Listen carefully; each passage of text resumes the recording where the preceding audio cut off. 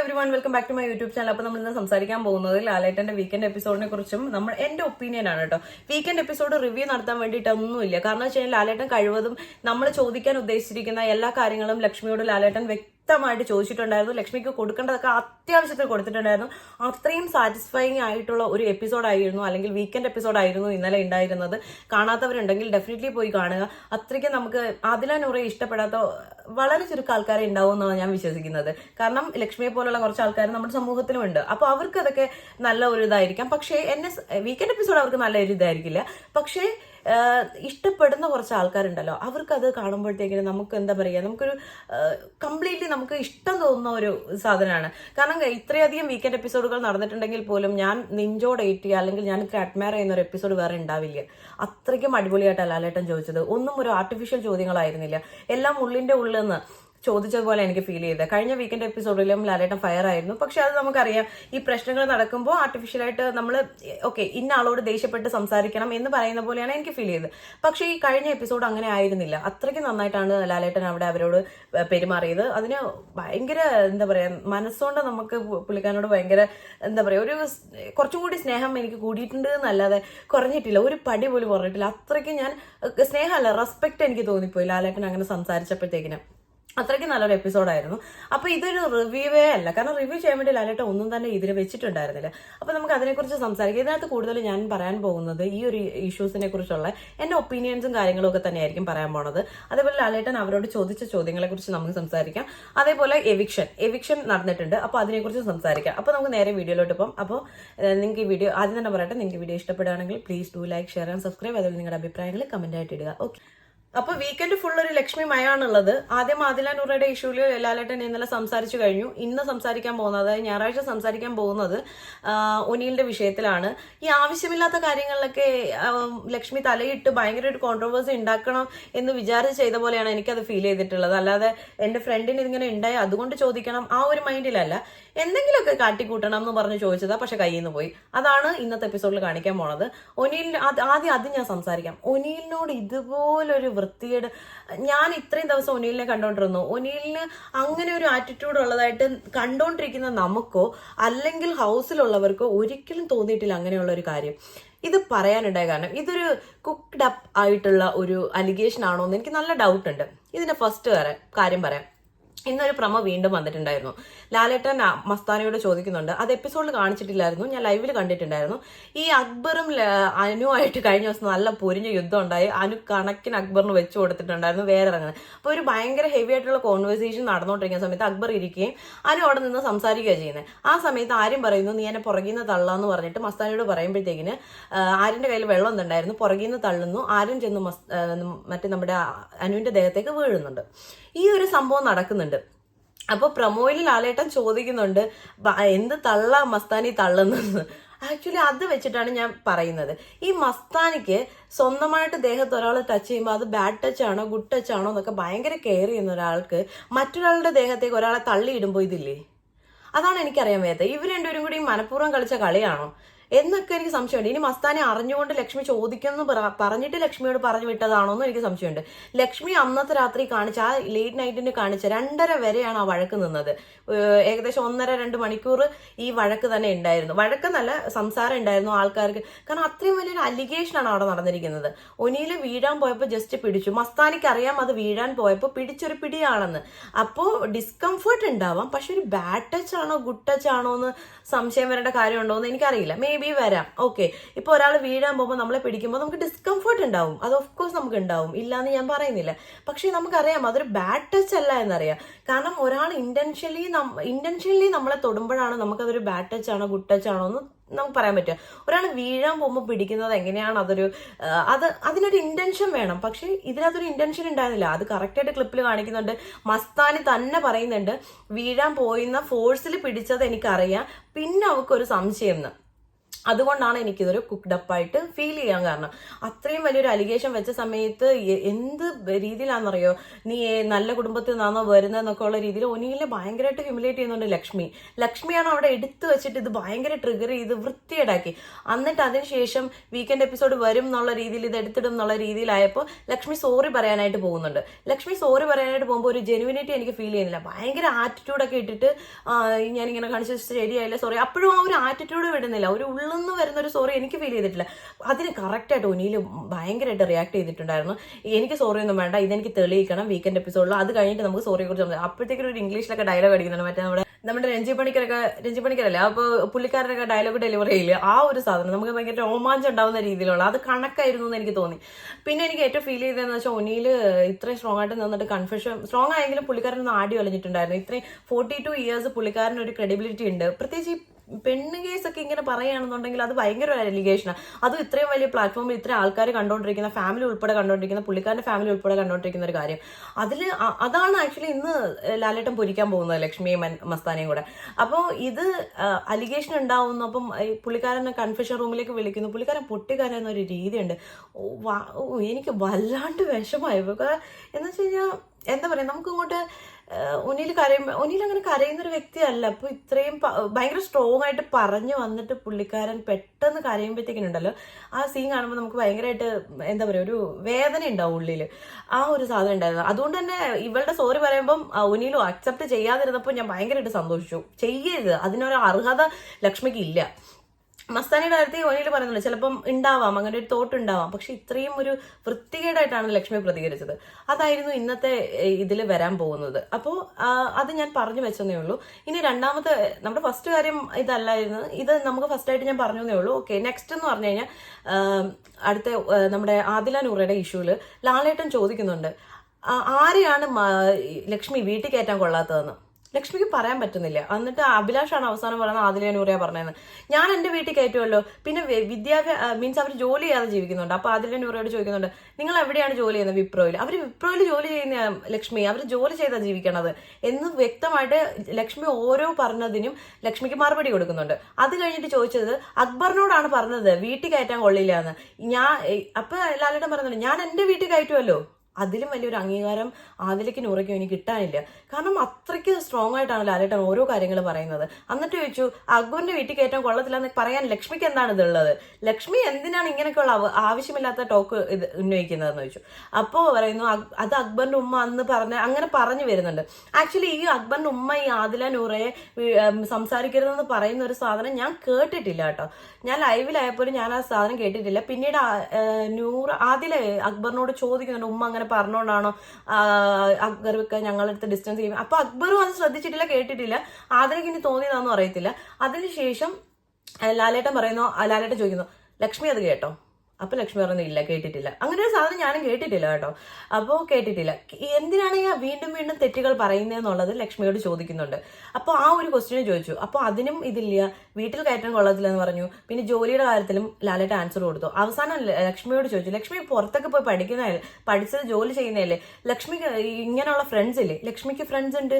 അപ്പൊ ലക്ഷ്മി പറയുന്നത് എനിക്ക് ഇതൊന്നും നോർമലൈസ് ചെയ്ത് കാണാൻ പറ്റില്ല, ഞാൻ അക്സെപ്റ്റ് ചെയ്യില്ല, നോർമലൈസ് ചെയ്യില്ല എന്ന് പറഞ്ഞാൽ ലക്ഷ്മി വീണ്ടും മാറ്റി പറയുന്നുണ്ട് എനിക്ക് അക്സെപ്റ്റ് ചെയ്യാൻ കുഴപ്പമില്ല, പക്ഷെ ഞാനിത് നോർമലൈസ് ചെയ്യില്ല എന്ന് പറയുന്നുണ്ട്. പക്ഷെ പുള്ളിക്കാരി അക്സെപ്റ്റ് ചെയ്യില്ല എന്ന് തന്നെയാണ് കഴിഞ്ഞ ഒരു ലൈവിൽ ഞാൻ കണ്ടിട്ടുണ്ടായിരുന്നു. എനിക്ക് ബാക്കിയുള്ളവർ എല്ലാവരുമായിട്ട് മിങ്കിൾ ചെയ്യാൻ പറ്റും, പക്ഷെ ആ ലെസ്ബിയൻ കപ്പിളിനെ എനിക്ക് അക്സെപ്റ്റ് ചെയ്യാൻ പറ്റില്ല എന്ന് തന്നെയാണ് ലക്ഷ്മി പറഞ്ഞിരിക്കുന്നത്. ലക്ഷ്മി അവിടെ നിന്ന് ചെറുതായിട്ട് നോർമലൈസേഷനും അക്സെപ്റ്റൻസിന്റെ കുറച്ചൊരു മാറ്റം വരുത്തിയിട്ടുണ്ടായിരുന്നു. അപ്പൊ അങ്ങനെ പറഞ്ഞു. അപ്പൊ ലാലേട്ടൻ ചോദിക്കുന്നുണ്ട് എന്ത് മനുഷ്യരാണ് നിങ്ങള്? മസ്താനി അതിന്റെ ഇടയ്ക്ക് മസ്താനി ഇതിനെ സപ്പോർട്ട് ചെയ്ത് സംസാരിച്ചിരിക്കുന്നത്. മസ്താനിക്ക് ഇങ്ങനെയുള്ള ആൾക്കാർ ഫാമിലിയിലുണ്ടെങ്കിൽ അവരെ ഇറക്കി വിടുമെന്നും അവരെ അക്സെപ്റ്റ് ചെയ്യില്ല എന്നും മസ്താനി പറഞ്ഞിരിക്കുന്നു. മസ്താനിയും കണക്കിന് ലാലേട്ടൻ വെച്ചു കൊടുക്കുന്നുണ്ട്. കാരണം ഇവരെയൊക്കെ മനുഷ്യരായിട്ട് കാണണം, അവർക്ക് എന്താണ് കുഴപ്പം? അതേപോലെ ഈ പറയുന്ന നമ്മുടെ ഷോയെയും എന്നെയും ജനങ്ങളെയും ചോദ്യം ചെയ്യുന്ന രീതിയിലാണല്ലോ ലക്ഷ്മിയുടെ ഓരോ വർത്താനം എന്ന് ലാലേട്ടൻ ചോദിക്കുന്നുണ്ട്. അത് സത്യമായിട്ടുള്ള കാര്യമാണ്. ഇവരൊന്നും അറിയാതാണോ, വെറുതെ ആണോ ആദില നൂറ എടുത്തു വെച്ചിരിക്കുന്നതെന്ന്? ഈ പ്രശ്നങ്ങൾ തുടങ്ങുന്നതിന് മുമ്പ് തന്നെ ആദില നൂറെ ഭയങ്കരമായിട്ട് പാമ്പർ ചെയ്ത് നിങ്ങളെ ഞങ്ങൾ ശ്രദ്ധിക്കുന്നുണ്ട്, നിങ്ങളുടെ വഴക്കുകൾ കാണുന്നുണ്ട്, നിങ്ങളുടെ സ്നേഹം കാണുന്നുണ്ട്, നിങ്ങൾ സന്തോഷത്തോടെ ഇരിക്കൂ എന്ന് പറഞ്ഞതിന് ശേഷമാണ് നേരെ ലക്ഷ്മിയിലേക്ക് വരുന്നത്. അതായത് അവർക്കൊരു കൺസിഡറേഷൻ അപ്പോൾ കൊടുത്തതിന് ശേഷം നിങ്ങൾ ഞങ്ങളിൽ ഒരാളാണ് ഇത് പറയുമ്പോൾ അവർക്കൊരു ഫീൽ ഉണ്ടാവരുത് എന്നുള്ള രീതിയിൽ ആദ്യം തന്നെ അവരെ നെഞ്ചോട് ചേർക്കുന്നു എന്ന് ലാലേട്ടൻ ഓർമ്മപ്പെടുത്തിയതിന് ശേഷമാണ് ഈ ഒരു പ്രശ്നം എടുത്തിരുന്നത്. അപ്പൊ അതിലൊക്കെ നമുക്ക് എന്ത് ചെയ്യും, ഭയങ്കര ഒരു നമുക്ക് അപ്പൊ തന്നെ അറിയാം ഓക്കെ കത്താൻ പോവുകയാണ് എന്നുള്ള രീതിയിലാണ് ഈ എപ്പിസോഡ് പോകുന്നത്. അതേപോലെ തന്നെ ലാലേട്ടൻ അവസാനം പറയുന്ന ഒരു വാക്കുണ്ട്, എനിക്ക് ലജ്ജയാവുന്നു നിങ്ങളോട് സംസാരിക്കാൻ. അത് കഴിഞ്ഞിട്ട് പറയുന്നുണ്ട് ഇവിടെ നിൽക്കാൻ വൈകിയ ഇവരിവിടെ ഉണ്ടെന്ന് നിങ്ങൾക്ക് അറിയാം, നിങ്ങൾ ഇത്രയും നാൾ കണ്ടുകൊണ്ടിരുന്നതാണ്. ആദില നൂറ എന്ന് പറയുന്ന 2 ആൾക്കാർ അവിടെ ഉണ്ടെന്ന് അറിയാം, പിന്നെ എന്തിനാണ് ഇങ്ങോട്ട് കയറി വന്നതെന്ന് ചോദിക്കുന്നു. എങ്കിൽ നിങ്ങൾക്ക് ഈ ഷോയിൽ നിന്ന് ഇറങ്ങിപ്പോയിക്കോ, ഒരു പ്രശ്നമില്ല എന്ന് ലാലേട്ടൻ പറയുന്നത്. ഇതിൽ കൂടുതൽ അപമാനം അവർക്ക് കിട്ടാനില്ല. നമ്മൾ ആഗ്രഹിച്ച ഓരോ കാര്യങ്ങളും എടുത്തെടുത്ത് ലാലേട്ടൻ അതിന് ക്ലാരിറ്റി വരുത്തിയിട്ടുണ്ട്. എല്ലാ കാര്യങ്ങളും വീട്ടിൽ കയറ്റാൻ കൊള്ളത്തില്ല എന്ന് പറഞ്ഞതിലും ജോലി ചെയ്യാതെ ജീവിക്കുന്നുള്ളതിലും എല്ലാത്തിലും ലാലേട്ടൻ കൃത്യമായിട്ട് ലക്ഷ്മിക്ക് മറുപടി കൊടുത്തിട്ടുണ്ട്, മസ്താനിക്കും കൊടുത്തിട്ടുണ്ട്. അതായത് മനുഷ്യനായിട്ട് അങ്ങ് കണ്ടാൽ മതി, അവരുടെ വ്യക്തി ജീവിതത്തിലേക്ക് എത്തി നോക്കാൻ പോവാതിരുന്നാൽ മാത്രം മതി. എനിക്ക് അത്രയേ ഉള്ളൂ. ഇപ്പോ എൻ്റെ ഒരു അഭിപ്രായത്തിൽ ഞാൻ പറയുകയാണെങ്കിൽ, അപ്പൊ ഈ വീക്കെൻഡ് എപ്പിസോഡിൽ ഇത്രയും നടന്നത്, ഇത് നിങ്ങൾ കാണണം. ഇത് ഇലാബറേറ്റ് ആയിട്ട് പറയാനാണെന്നുണ്ടെങ്കിൽ കുറെ ഉണ്ട്. ലാലേട്ടൻ എടുത്തെടുത്ത് കാര്യങ്ങൾ ചോദിക്കുന്നുണ്ട്, ലക്ഷ്മിയെ അത്രയും ഇല്ലാണ്ടാക്കിയിട്ടുണ്ട്. അത് വേണം, അത് അത്യാവശ്യമാണെന്നാണ് എനിക്കും തോന്നിയിട്ടുള്ളത്. എന്ത് നിലവാരമില്ലാത്ത ആൾക്കാരാണെന്ന് ഈ ലക്ഷ്മി മസ്താനി ഏകദേശം ഒരേ ക്യാരക്ടർ, ആരെയും ഒരു ബഹുമാനം ഇല്ല, വിലയില്ല. ആ അനീഷിനോടൊക്കെ ലക്ഷ്മി പെരുമാറുന്ന രീതി കണ്ടു കഴിഞ്ഞാൽ, ലക്ഷ്മി അല്ല മസ്താനിയൊക്കെ പെരുമാറുന്ന രീതി കണ്ടാൽ എടുത്തിട്ട് അലക്കാൻ തോന്നും നമുക്ക്. അതേപോലെ വന്നപ്പോൾ തന്നെ രേണുവിനോട് വിധവാ കാർഡിന്റെ കാര്യം പറയല്, അങ്ങനെ തന്നെയും പിന്നെയും നമുക്ക് ഒരിക്കലും ഡൈജസ്റ്റ് ചെയ്യാൻ പറ്റാത്ത 2 ഹ്യൂമൻ ബീയിങ് ആണ് ലക്ഷ്മി മസ്താനി. അതേപോലെ ഈ കാര്യം പറയുകയാണെങ്കിൽ പല സമയത്തായിട്ട് ലക്ഷ്മി ഇവരെ അക്സെപ്റ്റ് ചെയ്യാൻ പറ്റുന്നില്ല, അതാണ് ഇതാണെന്നൊക്കെ പറയുന്നുണ്ട്. അപ്പോൾ ആദില നൂറയ്ക്ക് ഇതിൽ എന്താണ് പറയാനുള്ളതെന്ന് ലാലേട്ടൻ ചോദിക്കുന്ന സമയത്ത് നൂറ പറഞ്ഞു എനിക്കൊന്നും പറയാനില്ല. അതിനിടയ്ക്ക് നൂറയ്ക്ക് കരച്ചിൽ വന്നിട്ട് കരയുന്നുണ്ട്. നമുക്കത് ഭയങ്കര വിഷമാവും, കാരണം ഇവർ ഇത്രയും ഇതാക്കി വന്നതാണല്ലോ. അപ്പോൾ ആദില പറയുന്നുണ്ട് ഞങ്ങള് ഇവരോട് പറയാൻ പോകുന്നത് ഞങ്ങളുടെ സ്നേഹം, റെസ്പെക്ട്, ഞങ്ങളുടെ കെയർ, അങ്ങോട്ടും ഇങ്ങോട്ടുമുള്ള അതൊക്കെയാണ് നിങ്ങൾ മനസ്സിലാക്കേണ്ടത്. അല്ലാതെ വേറൊന്നും അല്ല എന്നുള്ളത് ആദ്യം വ്യക്തമാക്കി പറയുന്നുണ്ട്. അപ്പൊ ലാലേട്ടൻ പറഞ്ഞു ഇരുന്നോളൂ, നിങ്ങൾക്ക് ഞങ്ങളുണ്ട്, ഇവിടെ എല്ലാവരും ഉണ്ട്. എന്നിട്ട് ലാലേട്ടൻ ചോദിച്ചു ഹൗസിൽ മറ്റേ തക്കാളിയോ അല്ലെങ്കിൽ ചെറിയ ചെറിയ വഴക്കുകൾക്കൊക്കെ നിങ്ങൾക്ക് പ്രതികരിക്കാം, ഇത്രയും ഒരു വലിയ കാര്യം വന്നിട്ട് നിങ്ങൾ ആരും ഇതിനെതിരെ പ്രതികരിച്ചില്ല, എന്തുകൊണ്ട് പ്രതികരിച്ചില്ല എന്ന് ലാലേട്ടൻ ചോദിക്കുന്നുണ്ട്. ആ ഒരു ചോദ്യം നമ്മൾ എല്ലാവരും ഉണ്ടായിരുന്നു. പക്ഷെ അന്ന് ഞാൻ ലൈവ് കണ്ട സമയത്ത് എനിക്ക് തോന്നി ഇതാരും ശ്രദ്ധിച്ചിട്ടുണ്ടായിരുന്നില്ല. എനിക്ക് ഡൗട്ട് ഉണ്ടായിരുന്നു ആദില പോലും ഇത് ശ്രദ്ധിച്ചിട്ടാണോ വിഷമിച്ചിരിക്കണം, അതോ മേ ബി ശ്രദ്ധിച്ചില്ലേ എന്നുള്ളൊരു സംശയം നമുക്കുണ്ടായിരുന്നു. അപ്പോൾ അത് കംപ്ലീറ്റ് ഇന്നലത്തെ വീഡിയോ കാണിച്ചപ്പോൾ നമുക്ക് മനസ്സിലായി ആരും തന്നെ ശ്രദ്ധിച്ചിട്ടുണ്ടായിരുന്നില്ല എന്ന്. പക്ഷെ അക്ബറിന്റെ കാര്യം വന്നപ്പോഴാണ് ലാസ്റ്റ് ഞാൻ പറയാൻ വെച്ചിരുന്ന കാര്യം. അക്ബറിന്റെ കാര്യം വന്നപ്പോൾ എനിക്കൊരു ഡൗട്ട് ഉണ്ടായിരുന്നു, ഇനി ശ്രദ്ധിച്ചിട്ടുണ്ടാവുമോ, ഇനി അക്ബർ അന്ന് കേട്ടിട്ടുണ്ടായിരുന്നില്ല, പക്ഷെ ആദില പറഞ്ഞപ്പോൾ ഇനി അങ്ങനെ പറഞ്ഞിട്ടുണ്ടാവുമോ എന്ന് വിചാരിച്ചിട്ടാണോ അക്ബർ അത് ഒഴിവാക്കിയെന്നും എനിക്ക് സംശയമുണ്ട്. കാരണം അക്ബർ കേട്ടിട്ടുണ്ടായിരുന്നു എന്നുള്ള കാര്യത്തിൽ എനിക്ക് ഉറപ്പുണ്ട്. പക്ഷെ അത് വിട്ട് കളഞ്ഞത്, നീ പോടിയെന്നും പറഞ്ഞ് അത് വിട്ട് കളഞ്ഞത്. അപ്പം അങ്ങനെ ഒരു പക്ഷെ റീസെന്റ് എവിടെയോ വീഡിയോയിൽ വന്നിട്ടുണ്ട് അക്ബറിന്റെ ഉമ്മ അങ്ങനെ പറഞ്ഞിട്ടില്ല എന്നുള്ളത് വന്നിട്ടുണ്ട്, അങ്ങനെ ആദില നൂറയെ കുറിച്ച് പറഞ്ഞിട്ടില്ല എന്നുള്ളത് വന്നിട്ടുണ്ട്. അപ്പോൾ എന്ത് തന്നെ ആയാലും ശരി, അതിനെതിരെ ആരും അവിടെ പ്രതികരിച്ചിട്ടുണ്ടായിരുന്നില്ല. പക്ഷെ ഇന്ന് എല്ലാവരും ഹൗസിലുള്ള എല്ലാവരും തന്നെ ലക്ഷ്മിക്ക് എതിരായിട്ടാണ് പറഞ്ഞത്, മസ്താനിക്കും എതിരായിട്ടാണ് പറഞ്ഞത്. കാരണം ആരും സപ്പോർട്ട് ചെയ്യില്ല. ഇത്ര ദിവസം അവിടെ ഉണ്ടായിരുന്നതാ, ഇത്ര ദിവസം നമ്മൾ ആദില നൂറയെ കണ്ടുകൊണ്ടിരുന്നതാ. എനിക്ക് പേഴ്സണലി ഞാൻ പറയട്ടെ, എനിക്ക് ഭയങ്കര ഇഷ്ടപ്പെട്ട 2 ആൾക്കാരാണ് അവര്. കാരണം ഞാനിവരെ ബിഗ് ബോസിൽ വരുന്നതിന് മുമ്പും ഞാനിവരെ എന്താ പറയുക, കാണുമ്പോൾ വീഡിയോസൊക്കെ കാണുമ്പോൾ ഞാൻ ഭയങ്കരമായിട്ട് ഇഷ്ടപ്പെടാറുണ്ട്. ഇവരുടെ യൂട്യൂബിലുള്ള വീഡിയോസ് ഞാൻ കാണാം, ഭയങ്കര ക്യൂട്ടാണ്, രസമാണ് കണ്ടുകൊണ്ടിരിക്കാൻ. അപ്പോൾ ഇവര് ബിഗ് ബോസിൽ വന്നു എന്ന് പറഞ്ഞപ്പോൾ നമുക്ക് കുറച്ചും കൂടി ക്യൂരിയോസിറ്റി ഉണ്ട്. എന്റെ ക്യൂരിയോസിറ്റിയും ഈ പറഞ്ഞ ലക്ഷ്മിയുടെ ക്യൂരിയോസിറ്റിയും തമ്മിൽ വ്യത്യാസമുണ്ട് കേട്ടോ. ലക്ഷ്മി ഇതിനെ എതിർക്കുന്നത്, ലക്ഷ്മിയെ പോലുള്ളവർ എതിർക്കുന്നത് മക്കൾക്ക് എന്ത് പറഞ്ഞു കൊടുക്കും, അല്ലെങ്കിൽ അവരെന്ത് ഇതിന് ഇൻസ്പയർ ആവുന്ന. ഞാൻ ഇൻസ്പയർ ആവുന്ന കാര്യം എന്താണെന്നറിയോ, ഒരു കപ്പിളിനെ കണ്ടു കഴിഞ്ഞാൽ നമ്മൾ ഒരിക്കലും അവരുടെ ബെഡ്റൂമിലെ കാര്യങ്ങൾ കണ്ടിട്ടല്ല ഇൻസ്പയർ ആവുന്നത്. നമ്മൾ ഇൻസ്പയർ ആവുന്നത് അവരുടെ പരസ്പര സ്നേഹം, അവരുടെ പരസ്പര സ്നേഹം, അവരങ്ങോട്ടും ഇങ്ങോട്ടുമുള്ള ഒരു ബോണ്ടിങ്, കെയറിങ്, അവരുടെ ഒരു എന്താ പറയുക സപ്പോർട്ട്, അതൊക്കെയാണ് ഈ ത്രൂ ഔട്ട് ബിഗ് ബോസിലും അവരെ ഇഷ്ടമില്ലാത്ത കുറെ ആൾക്കാരും വന്നിരുന്ന് കമന്റ് ചെയ്യുന്ന ചാറ്റിൽ ഞാൻ കണ്ടിട്ടുണ്ട്. എനിക്ക് പണ്ട് ഇഷ്ടമില്ലായിരുന്നു, പക്ഷെ ഇപ്പൊ ഭയങ്കര ഇഷ്ടമാണ്. റീൽസ് വരുമ്പോ തന്നെ എന്ത് ക്യൂട്ടാണ് അവരുടെ ഒരു രസമാണ്. ലാസ്റ്റ് വീക്ക് വഴക്കുണ്ടായിട്ടുണ്ട്, അതെന്ത് രസമായിട്ടാ പോർട്രേറ്റ് ചെയ്തേക്കുന്നത്, എന്ത് ഭംഗിയിലാണ് അവര് ജീവിക്കണേ. എനിക്ക് അതാണ് നമ്മൾ കണ്ട് ഇൻസ്പയർ ആവേണ്ടത്. ഒരു കപ്പിള് അല്ലെങ്കിൽ പാർട്ട്നേഴ്സ് എന്നുള്ള ഉപരിയിൽ അവരെ നോക്കുക, അല്ലാതെ അവരൊരു ലെസ്ബിയൻ കപ്പിളാന്ന് പറയാതെ അവർ കപ്പിളാണ്. ഒരു കപ്പിൾ എങ്ങനെ ആവണം എന്നുള്ളത് അവരെ കണ്ട് ഇൻസ്പയർ ആവാം. രണ്ട് ഹ്യൂമൻ ബീയിങ് ഒരുമിച്ച് ഒരു കപ്പിളായി, അപ്പോൾ അവരെങ്ങനെയാണ് അവരുടെ ലൈഫ് ലീഡ് ചെയ്യുന്നത് അത് കണ്ട് ഇൻസ്പയർ ആവുക, അല്ലാതെ അവരെങ്ങനെ അവരുടെ ബെഡിൽ ചെലവഴിക്കുന്നു എന്നുള്ളതിൽ കാര്യമില്ല. ഈ പറയുന്ന പല ആൾക്കാരും ഇപ്പൊ ഹെറ്ററോസെക്ഷൽസിൽ തന്നെ ആയാലും പോലും എന്താ പറയുക, നമ്മള് ഈ എന്താ പറയുക ഫിസിക്കൽ അല്ലെങ്കിൽ സെക്ഷലി നമ്മൾ ഫെയിൽ ആയിട്ടുള്ള ആൾക്കാരുണ്ടാവും, പക്ഷെ അവരുടെ ബോണ്ടിങ് ഭയങ്കര ഹൈ ആയിരിക്കും. അതാണ് വേണ്ടത്. കപ്പിള് ഹെട്രോയോ ഹോമോസെക്ഷലോ എന്തു തന്നെ ആയിക്കോട്ടെ, പക്ഷെ ബേസിക്കലി വേണ്ടുന്നത് ഒരു കണക്ഷനാണ്. ഈവൻ എന്താ പറയുക, ഒരു പരസ്പര ബഹുമാനാണ്. അതാണ് നമ്മൾ കണ്ട് ഇൻസ്പയർ ആവേണ്ടത്. പക്ഷെ ഈ ലക്ഷ്മിയെ പോലുള്ള ആൾക്കാർ ഫസ്റ്റ് തന്നെ ചിന്തിക്കുന്നത്, അല്ലെങ്കിൽ ഇന്റർവ്യൂവിൽ തന്നെ ഞാൻ കണ്ടിട്ടുണ്ട്, നിങ്ങൾ എങ്ങനെയാണ് സെക്ഷലി എന്നുള്ള രീതി, നിങ്ങൾ ആരാണ് ഡൊമിനന്റ്, ഇങ്ങനെയൊക്കെയുള്ള കാര്യങ്ങൾ ചോദിക്കുന്നുണ്ട്. അതൊക്കെ റിലവന്റ് ആണോ? നിങ്ങളൊരു ഹോമോ അല്ലെ ഹെട്രോസെക്ഷൽ ആയിട്ടുള്ള കപ്പിൾസിനോട് നിങ്ങൾ ചോദിക്കോ നിങ്ങൾ എങ്ങനെയാ ബെഡിലെന്ന് ചോദിക്കോ? ആരാണ് ബെഡിലെ കാര്യം ചോദിക്കാൻ? അതവരുടെ പ്രൈവസിയാണ്, അത് അവരുടെ പ്രൈവറ്റ് കാര്യങ്ങളാണ്. അത് ചോദിക്കാനും ആ ഒരു ക്യൂരിയോസിറ്റിയാണ് ആൾക്കാർക്കുള്ളത്. എനിക്ക് ആക്ച്വലി ക്യൂരിയോസിറ്റിയും അല്ലെങ്കിൽ ഞാൻ കുറെ അഡ്മയർ ചെയ്യുന്ന കാര്യങ്ങളെന്ന് വെച്ച് കഴിഞ്ഞാൽ, ഞാൻ അവരിൽ നിന്ന് എടുക്കുന്ന കാര്യങ്ങൾ അല്ലെങ്കിൽ എന്നെ പോലുള്ള കുറച്ച് ആൾക്കാർ എടുക്കുന്നതെന്ന് വെച്ച് കഴിഞ്ഞാൽ എന്ത് കെയറിങ് ആണ്. ഞാൻ ലൈവിലെ ചാറ്റ് കണ്ടിട്ടുണ്ട്, എന്ത് രസമാണ്, എന്ത് കെയർ ആണ്. ആദിലയ്ക്ക് നൂറയോട് എന്ത് കെയർ ആണ്, നൂറയ്ക്ക് ആദിലയോട് എന്ത് കെയർ ആണ്. അവർ തമ്മിൽ രസമാണ്, വഴക്കുണ്ടാക്കുന്നതാണ്, അവരുണ്ട് സപ്പോർട്ട് ചെയ്യുന്നത് എന്താണ്. നൂറയുടെ കൈ മുറിഞ്ഞപ്പോൾ ആദിലയ്ക്ക് ഉണ്ടായ വിഷമം അതിലേക്കാളും കൂടുതൽ ഏറ്റെടുത്തത് നമ്മളാണ്. കാരണം വെച്ച് കഴിഞ്ഞാൽ എങ്ങനെയാന്ന് വെച്ച് കഴിഞ്ഞാൽ, അയ്യോ നൂറയുടെ കൈ മുറിഞ്ഞപ്പോൾ ആദിലയ്ക്ക് ഉണ്ടായ വിഷമം. അപ്പോൾ ആൾക്കാർ വെച്ചാൽ നമുക്ക് ഇങ്ങനെ ഒരു പാർട്ട്ണറെ വേണം എന്ന് ആലോചിക്കുന്നത്, അല്ലാതെ ഇതിന് വേറൊരു കണ്ണുകൊണ്ട് കാണാതിരുന്നാൽ തീരാവുന്ന പ്രശ്നമേ ഇതിലുണ്ടായിരുന്നുള്ളൂ. ഇത് ഭയങ്കരമായിട്ട് പ്രശ്നമാക്കി കോളമാക്കി ലക്ഷ്മി ഇത് ഇത്രയും പേര് കാണുന്നൊരു പ്ലാറ്റ്ഫോമിലിരുന്ന് ഇങ്ങനെ ഒരു കാര്യം വിളിച്ചു പറയാൻ, ഒരു ലൈസൻസും ഇല്ലാതെ വിളിച്ചു പറയാൻ കാണിച്ചത് വളരെ മോശമായിട്ടുള്ള കാര്യമാണ്. പക്ഷെ ലക്ഷ്മി എവിക്റ്റ് ആക്കുന്നതിനോട് എനിക്ക് താല്പര്യമില്ല. കാരണം അവിടെ നിൽക്കണം, ഇനി അവിടെ നിന്നിട്ട് ഇതിലെന്താണ് സ്റ്റാൻഡ് മാറുന്നുണ്ടോ ഇല്ലയോ എന്ന് അറിയണം. അതേപോലെ ഇനിയാണ് ഗെയിം എന്തെങ്കിലും ഉണ്ടെന്നുണ്ടെങ്കിൽ നോക്കുക. പക്ഷെ ആദിലയും നൂറയും ഇങ്ങനെയൊക്കെ പറഞ്ഞു എന്ന് പറഞ്ഞിട്ട് അവരെ ഒരു ദേഷ്യം എന്ന് വെച്ച് കഴിഞ്ഞാൽ ഭയങ്കര ശത്രുവായിട്ടൊന്നും കാണാൻ പോകുന്നില്ല. പക്ഷെ അവർക്ക് ഉള്ളിലെ വിഷമം ഉണ്ടാവും, ചിലപ്പോൾ അതൊക്കെ റിഫ്ലക്ട് ആവാനുള്ള സാധ്യതയുണ്ട്. എങ്കിലും ഒരു ശത്രുപക്ഷത്തേക്ക് ഒന്നും കൊണ്ടുപോകത്തില്ല. കാരണം അവർ പലവട്ടം പറഞ്ഞിട്ടുണ്ട്, നമ്മുടെ വീട്ടുകാർ പോലും നമ്മളെ സപ്പോർട്ട് ചെയ്യുന്നില്ല, അപ്പൊ പിന്നെ നാട്ടുകാരെ നമുക്ക് തിരുത്താൻ പറ്റില്ലല്ലോ എന്നുള്ളത് ആദില നൂറ് ഓൾറെഡി പറഞ്ഞിട്ടുണ്ട്. അത് സത്യമായിട്ടുള്ള കാര്യമാണ്. അവർ ആ റിയാലിറ്റി അക്സെപ്റ്റ് ചെയ്യുന്നുണ്ട്. അത് അവരുടെ വലിയ മനസ്സ്. കാരണം അവർ ആ ശത്രുതയൊന്നും വെച്ചോണ്ടിരിക്കുന്നില്ല, അതിനെ നോർമലൈസ് ചെയ്ത് കാണാൻ അവർ ഉദ്ദേശിക്കുന്നുണ്ട്. അവർ നോർമൽ ആൾക്കാർ തന്നെയാണ്. അവരെല്ലാ കാര്യങ്ങളും എന്ത് പക്വതയോടെ എടുക്കുന്നത്. എനിക്കറിയത്തില്ല, എനിക്ക് വാക്കുകളില്ല കേട്ടോ ആദിലയും നൂറയെ കുറിച്ച് പറയാനാണെങ്കിൽ. ഞാൻ അത്രയ്ക്ക് ഇഷ്ടപ്പെടുന്ന രണ്ടാൾക്കാരാണ് അവര്. അപ്പോൾ ഭയങ്കര എന്താ പറയാ സന്തോഷം തോന്നിയൊരു വീക്കെൻഡ് എപ്പിസോഡായിരുന്നു ഇന്നലത്തത്.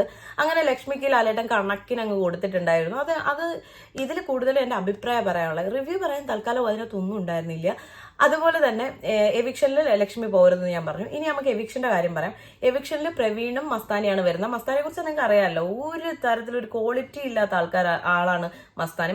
എന്തായാലും ദേ വന്നു ദാ പോയി എന്നുള്ള ഒരു മൂവിൽ തന്നെ പെട്ടെന്ന് തന്നെ ഔട്ടായി വന്നിട്ടുണ്ട്. പ്രവീണ് പോകുന്നുണ്ട്. പ്രവീണിന് പ്രത്യേകിച്ച് ഒരു സ്റ്റാൻഡോ കാര്യങ്ങളോ ഒന്നും ഇല്ലാത്തൊരു വ്യക്തിയാണ്, തീരെ ഒരു ഇതില്ലാത്ത ഒരു വ്യക്തിയായിരുന്നു. അപ്പോൾ ആ ഒരു കാര്യത്തിൽ പ്രവീണും പോകുന്നുണ്ട്. ഓൾറെഡി ഇന്നലെ പോയി എന്ന് തന്നെയാണ് ഞാൻ അറിയാൻ കഴിഞ്ഞത്. അപ്പോൾ ഇന്നെന്തായാലും എവിക്ഷൻ ഉണ്ടാവും. അപ്പോൾ ഇന്ന് ധോനിയുടെ പ്രശ്നം അവരെടുത്തിടും. ഇതിൽ എനിക്ക് പറയാനുള്ള അഭിപ്രായമായിരുന്നു കേട്ടുണ്ടായിരുന്നത്. കാരണം ഇവരെന്തുകൊണ്ട് ഈ മോശം കണ്ടുകൊണ്ട് ആൾക്കാരെ കാണുന്നത്, എല്ലാവരും മനുഷ്യരായിട്ട് കണ്ടൂടെ എന്നുള്ളതാണ് എനിക്ക് നിങ്ങളോട് പറയാനുള്ളത്. അല്ലാതെ ഇവരങ്ങനെ ആയതുകൊണ്ട് എനിക്ക് അക്സെപ്റ്റ് ചെയ്യാൻ, അതങ്ങ് മനസ്സിൽ വെച്ചിരുന്നാൽ പോരെ. എന്തിനാണ് ഇത് പറയാൻ നടക്കുന്നതെന്ന് ഞാൻ ആലോചിക്കുന്നത്.